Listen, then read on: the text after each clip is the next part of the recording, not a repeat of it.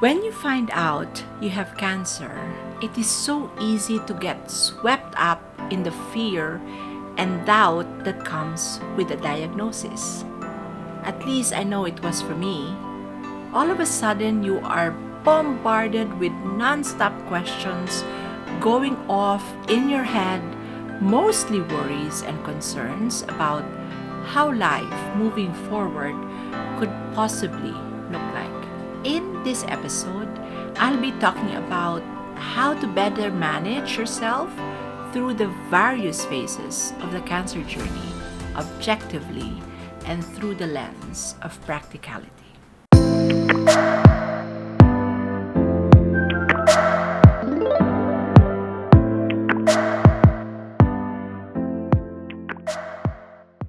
This is episode 4, and by now you're relatively acquainted with my story and have a pretty good idea of what my cancer journey was like.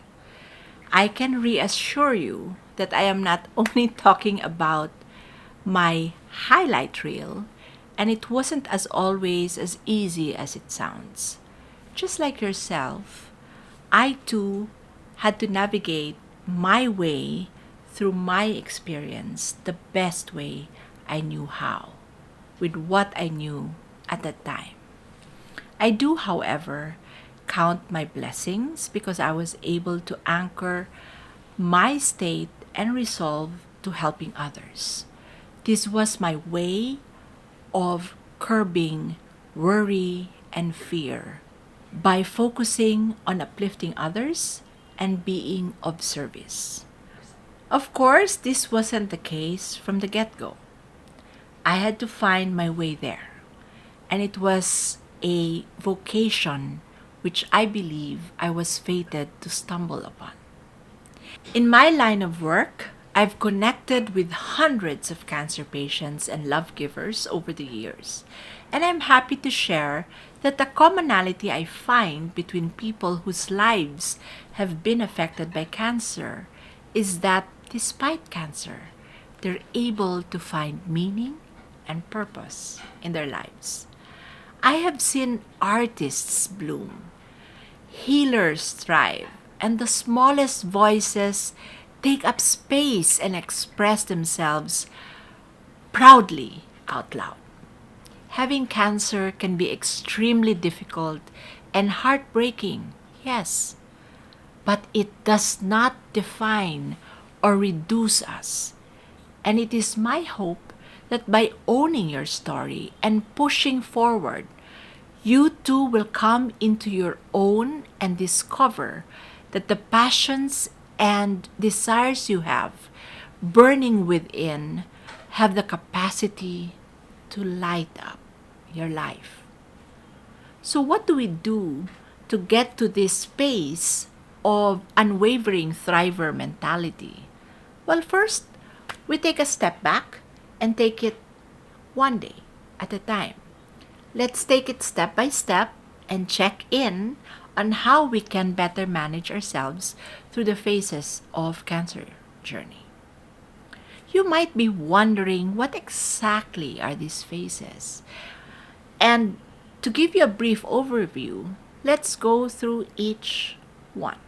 We have you seeking information and support, building a healthcare team, tending to your own emotional wellness, being mindful of your nutrition and physical activity, trying to manage the side effects, advocating for yourself, balancing daily life, planning for the future, maintaining hope and positivity, and celebrating milestones.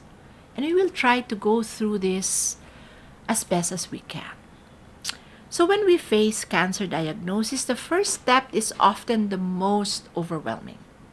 We start by seeking reliable information about our specific type of cancer from reputable sources or, at best, our healthcare providers. And now let me tell you, which I always say, please do not consult your internet, Your internet is not your doctor. So seek a medical oncologist when you are diagnosed with cancer. Additionally, I highly encourage connecting with support groups and organizations that can offer guidelines and emotional support and valuable resources. Do not underestimate the power of connection. I always say this.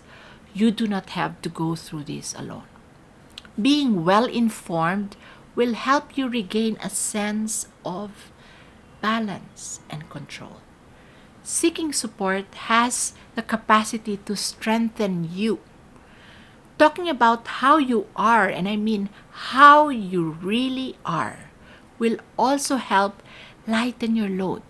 This is a kind of mental and emotional release, and you should trust that those who love and support you will be able to help alleviate some of these burdens. The next phase we have to consider is when we start building our own medical team. Please find a medical oncologist you can trust. Your medical team will play a crucial role in your journey. I suggest that you choose a team of healthcare professionals and non medical practitioners you can trust who will specialize in the type of cancer that you have and can support you in the other aspects of your healing: emotional, mental, spiritual, and psychosocial. Establish open lines of communication with your team. Ask the right questions and please involve a family member or a good friend in all of the appointments to ensure you don't miss on any of the important details. I always say your medical oncologist will be with you in your journey. Choose professionals you feel comfortable. It helps to find those who align you with your values and principles and those who don't make you feel bad or embarrassed about asking any questions that you might have. This is your journey after all, and the people you will be surrounding yourself will constantly matter, especially the ones responsible for your care and your treatment. It is imperative that you feel at ease when you are with them. Next, we take your emotional well being into account. Cancer affects not only the body, but also the mind and the spirit. Take care of your emotional well being by seeking therapy, counseling, coaching, join support groups, or practice relaxation techniques like mindfulness or meditation, especially before you undergo your chemotherapy. It is important to acknowledge your emotions and allow yourself to grieve, but also to find moments of joy and hope. Your mindset can spell a difference between spiraling out of control and a relaxed, positive state of being. It is an invaluable tool. Setting yourself up for success means psyching up yourself to do what needs to be done. It is no different from athletes preparing themselves before the start of a game, right? They don't go out into the field or the court you know, feeling out of sorts. They need to be able to gather all their strength before they can face anything. They are there to win, and so do you. This brings me back to the power of choice. You can choose how you want to experience your journey, and you can take control of your thoughts and emotions if you choose to do so. It is possible. All right, then we have the nutrition and physical activity. For some reason, this is a topic that disappoints a lot of people because We all love to eat, and there's so much misinformation that nutrition does not play a role in the active phase of the treatment. Not true. I am not here to tell you what you cannot eat and how many miles you should be walking. However, I will say this: a balanced diet, a regular exercise, a little bit of sweating out can help boost your overall well being and may even complement your treatment plan.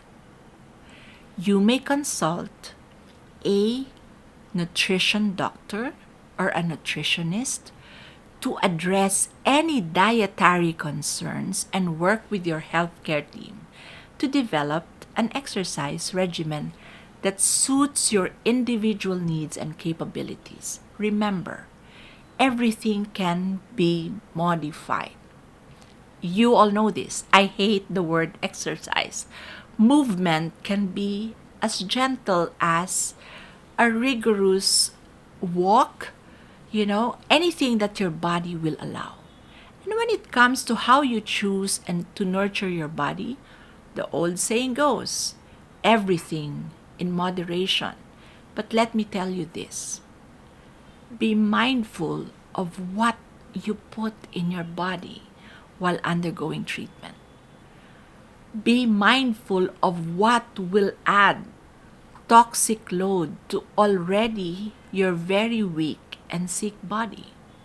I still recommend you speak to a professional if this is a major concern for you. Now, when it comes to managing side effects, this can vary greatly depending on the type of treatment or therapy you're doing. It is standard for your healthcare team to discuss potential side effects in advance.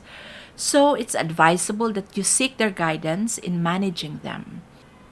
This can involve certain medications, lifestyle adjustments, or complementary therapies. And on top of that, there's a wide range of options when it comes to holistic approaches that you can also look into.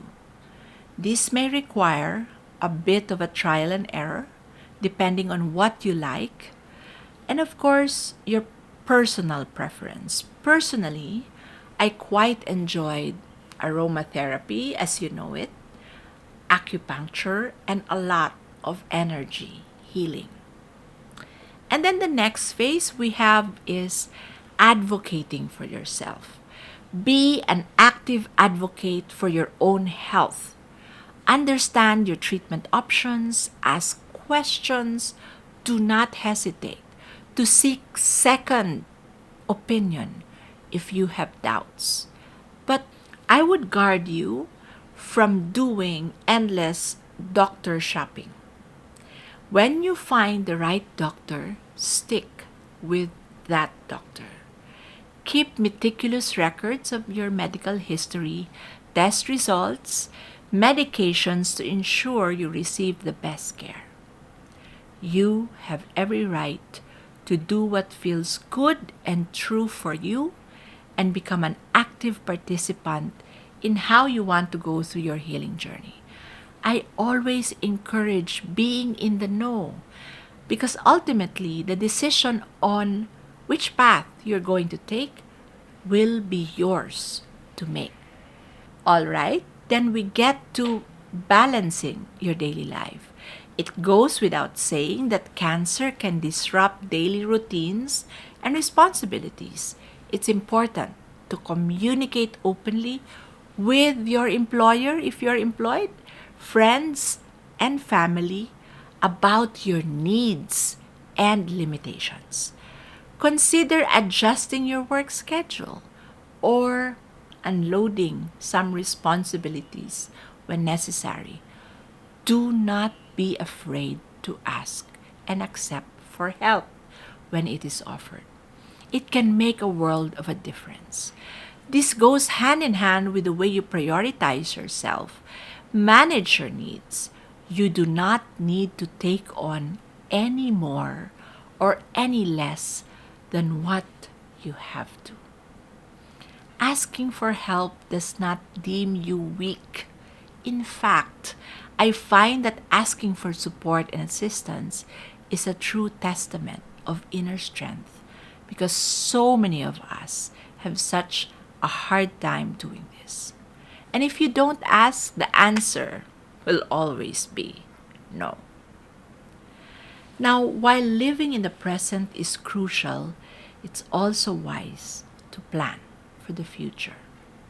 Discuss your financial and legal affairs with professionals who can help you. And then, I always say this, create an advance will. Advance directives is not for terminally ill cancer patients only. If you truly love your family, you will unburden them of these hard decisions that will need to be made in the future. Preparing will allow you to define how you want to make your life easier or make your life comfortable towards the end. This can provide peace of mind for you and your loved ones. In uncertain terrain of a cancer journey, preparing for the unexpected outcome is paramount. While we always hope for the best, it is wise to consider the what ifs and create a plan. This could also include discussing alternative treatment options with your healthcare team and understanding potential complications on top of establishing clear communication about your wishes with your loved ones.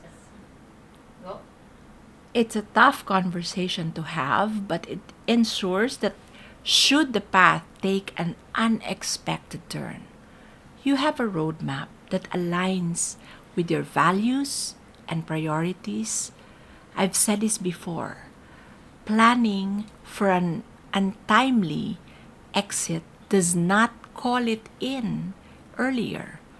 This is a crucial and essential process that we all need to consider. The last thing we need is scrambling at the last minute and dealing with the unwanted stress because we kept brushing it aside. Please seek professional guidance and discuss it with your family and loved ones while you are still able to communicate things clearly. All right, last two. We move on to maintaining hope and positivity. Cancer can be a formidable adversary, but maintaining hope and a positive outlook can be a powerful ally. Engage in activities that bring you joy, set small, achievable goals, and surround yourself with a supportive network of friends and family. I talked about this in my previous episodes. You can choose to curate your environment and surround yourself with anything and everything that supports and uplifts you. This was something I took very seriously in my own cancer journey. So, very crucial to maintaining hope and a positive outlook. Your intentions have the power to direct how you feel on a day-to-day basis. And it is important that we acknowledge this. And finally, last but not the least, celebrate milestones throughout your cancer journey. Remember to celebrate the small victories like a good blood test, a good scan. A lot of times, a disease that's stable is a cause for celebration. Each day is a step forward, and recognizing your progress can boost your morale and provide motivation for the days ahead. It's all about seeing the dark cloud silver lining. Yes, you can absolutely celebrate waking up with minimal or no side effects. You can celebrate the simple joys of life, of walking, of being able to drink water, being able to consume food. No matter how small these things are, make it a habit to celebrate because this is also a powerful form of gratitude. And when we make it a practice to find glimmers of blessings in the everyday, it has the power to amplify it. And what happens is we begin to notice that more of this sources of joy and gratitude every single day really gets us through the bad days. Managing oneself to the various stages of cancer journey requires a multifaceted approach that encompasses the spiritual, physical, emotional, and mental aspects. It's essential to combine knowledge and compassion, both for oneself and from the support groups of friends and family and your medical team. By taking these steps, you can face the challenges with resilience, grace, and hope for better days ahead. Once again, thanks for tuning in the Life Doula podcast. If you feel compelled to share this with anyone you feel might need it, please do so. Remember, you are never alone in this journey, and there is strength in seeking help and offering support to others traveling a similar path.